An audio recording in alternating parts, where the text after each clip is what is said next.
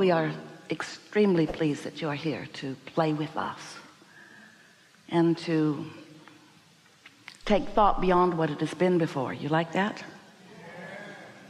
It's nice to stand in a solid place of understanding, isn't it? And even more exhilarating when from that basis of stability and balance, new insights come, new life comes, new purpose comes, new energy moves. It's why you are here in these physical bodies. Not one of you said, I want to go into the time-space reality of planet Earth and fix broken things. None of you said that. Because from your vantage point, as you made the decision to focus here, you knew it wasn't broken, it was thriving and is.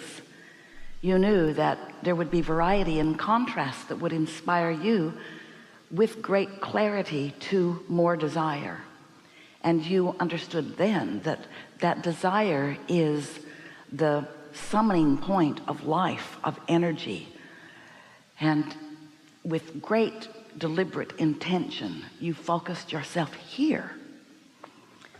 Once you get here, sometimes it's easy to lose that sense of clarity because the contrast that you knew would serve you overwhelms you.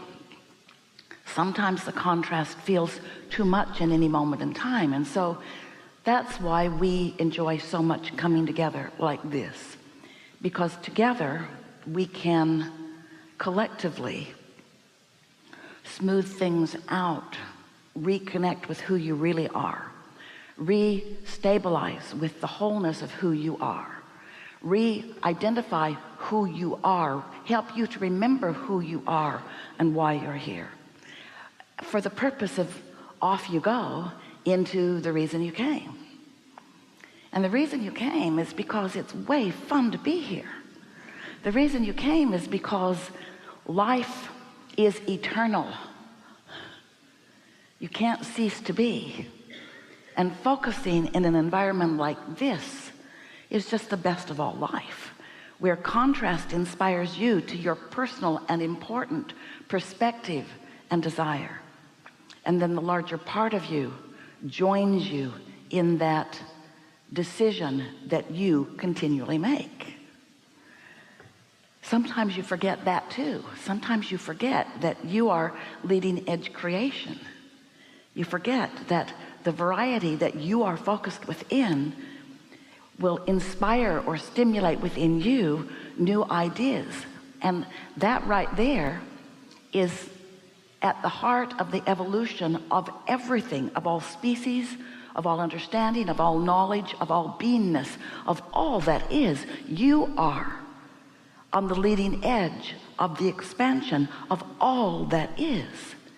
Can you catch a little piece of the appreciation that Source feels for you, for your willingness to be in this role of experiencing variety and coming to your own important decisions and conclusions and desires?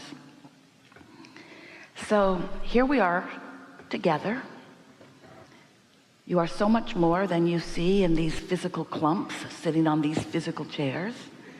You are source energy, and sometimes that source energy part of you, from your perspective, takes a back seat.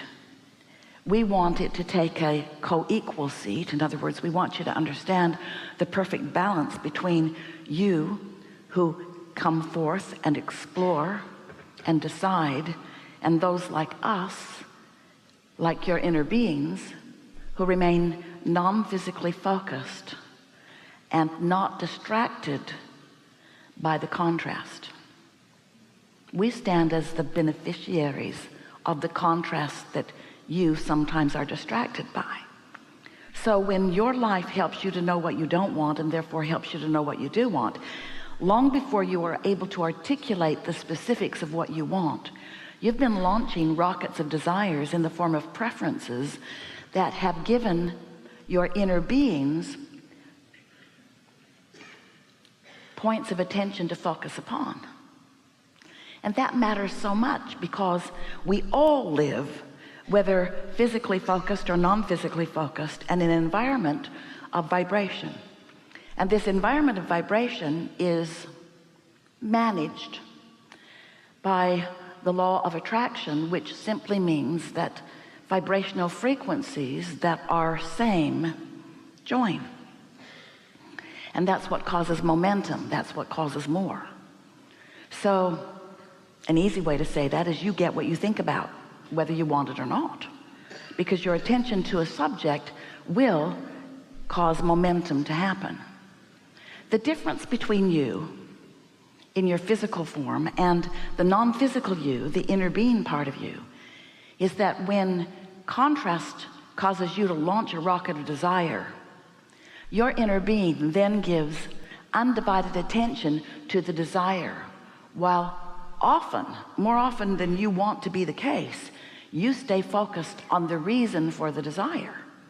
You tend to, as humans, because you've clustered together and confused each other, you tend to want to justify why you want that by pointing out how awful it is or how unfair it is to be experiencing something less than what you want.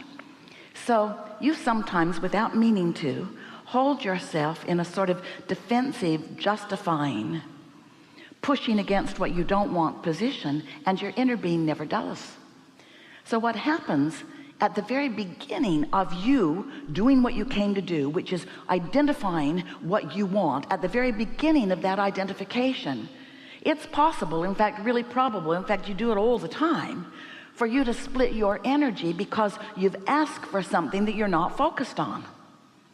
You still are asking. It's sort of like when you want your kids to take the garbage can to the curb and they don't do it, you keep asking them to do it because you believe that if you don't keep harping about it, that they're not going to do it. You don't trust your first request.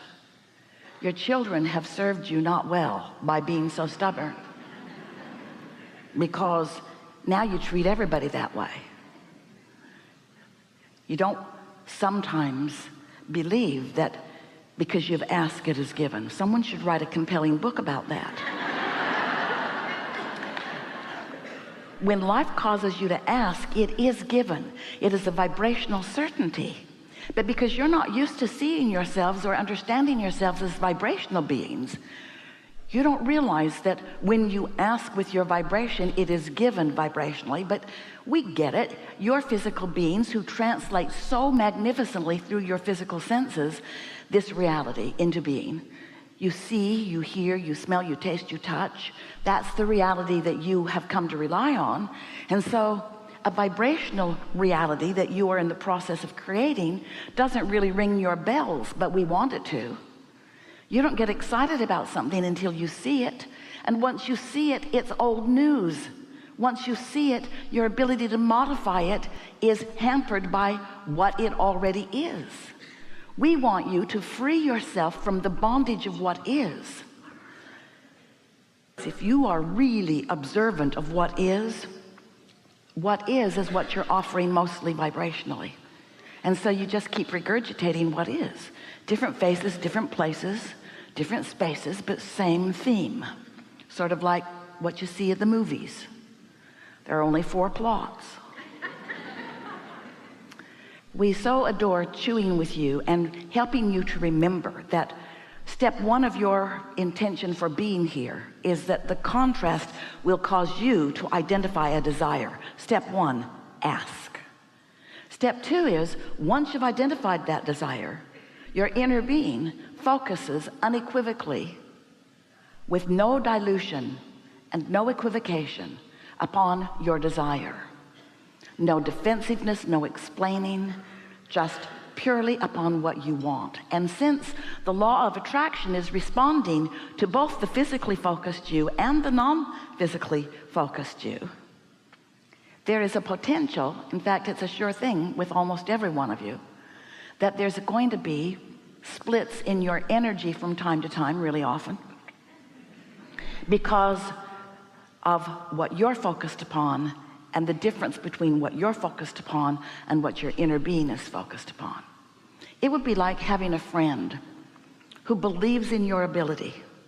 And so from a place of not having something that you want, you speak that you want it, and your friend just goes right to, in his mind, a vivid picture of what you want, and sees that picture so clearly that your friend can't even see where you stand in relationship to it. It's like you want it and it's done, and your friend revels in your success. And you say, wait a minute, you dummy, I don't have that success yet. And your friend said, yes you do. And you say, no, look at my bank statement, look at my credit card limit, look at where I am. And your wise friend says, why? You told me who you really are and what you really want. That's where I look. And most of you would then spend some time trying to get your friend to come back to reality.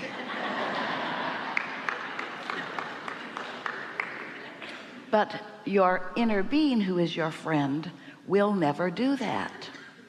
So your inner being doesn't just believe, your inner being knows who you are.